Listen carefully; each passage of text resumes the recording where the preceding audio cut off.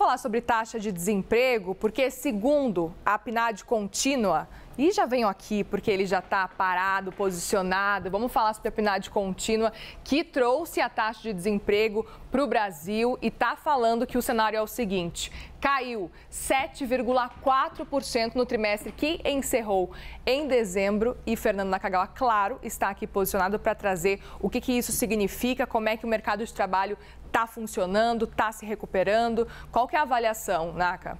Muriel, o mercado de trabalho tem sido uma das poucas fontes de boas notícias, efetivamente, na economia brasileira. Isso desde o pior momento da pandemia. Verdade. Quando a gente passou ali o pior momento, a partir daí o mercado de trabalho sistematicamente tem surpreendido para melhor. A gente tem os números e fica evidente como o desemprego caiu ao longo dos últimos anos. A gente chegou lá no pior momento da pandemia a ter o desemprego de quase 15%. 15 milhões, mais ou menos, de brasileiros e brasileiras procurando um emprego. Agora a gente chegou ao fim do ano com 7,4%. É o menor patamar desde 2015, portanto, em 9 anos. Ao todo, a gente tem mais ou menos 8 milhões e 100 mil pessoas procurando um emprego atualmente. O mercado financeiro estava esperando um número maior, de 7,6%. E o que explicou a força do mercado de trabalho no finalzinho do ano passado foi o setor de serviços, como bares, restaurantes, hotéis, tudo que é de prestação de serviço, cabeleireiro, por exemplo, isso continua forte, continua reagindo bastante. A gente está em 7,4%, mas ainda pior do que o melhor momento do mercado de trabalho nos últimos anos, quando ali em 2013 e 2014 nós tivemos o menor patamar do desemprego da história, de 6,3%. Então, aqui é uma boa notícia, desemprego em queda. Na próxima tela, a gente tem um outro dado, que é o salário médio de todo mundo que está ocupado.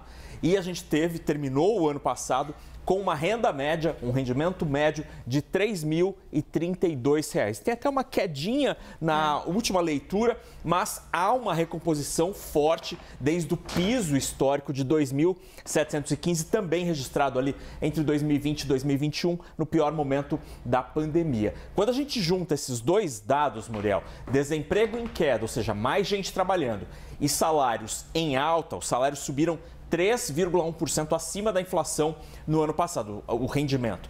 Quando então você junta desemprego em queda e salários em alta, você gera uma outra preocupação, porque a massa salarial, ou seja, quanto de salário está circulando na economia brasileira, teve um aumento real de 5%.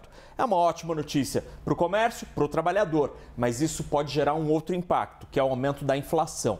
Então, estes dados são bons no mercado de trabalho, é bom para quem está procurando emprego, mas começa a acender a luz amarela, porque isso pode gerar pressão sobre os preços. Tem mais gente com dinheiro, mais gente comprando, os preços da economia podem começar a subir. Isso pode ser uma má notícia. Então, os economistas estão comemorando porque o emprego está bom, o mercado de trabalho está positivo, mas ele começa a indicar um achatamento de espaço aí. Isso pode gerar aumentos de salários, aumentos de preços no comércio e seria ruim para a economia. E aí começa aquele efeito cascata, aí depois aumenta juros e vai indo, né? Exatamente, exatamente. Desesperador. Vamos ver, não dá nem para ficar feliz, né? Com esse cenário aqui, já tem que acender alerta amarelo, Naka. Mas aí, assim, falando só para terminar, claro, os economistas acham que o ano deve terminar com um desemprego um pouquinho maior do que a gente tem agora. Sim. Todo mundo está falando em torno de 8% no fim de 2024. Então, talvez o emprego dê uma piorada ao longo deste ano, porque a economia está mais fraca. Perfeito, Naka. Obrigada, viu, pelas informações. Já voltamos a conversar.